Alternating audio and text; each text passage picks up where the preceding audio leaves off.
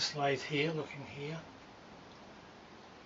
This is a Paykel, 1035 millimeters between centers.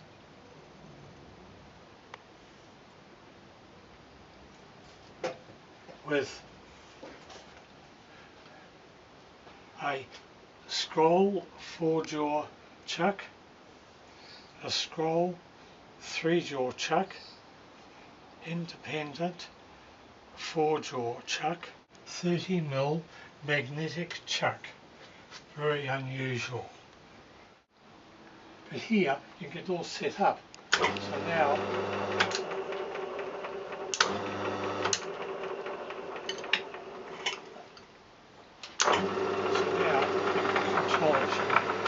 stock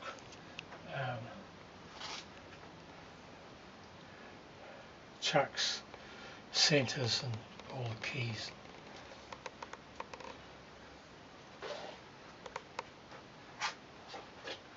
And this has lots of cutting tools, tungsten carbide, and a set of drills goes with it.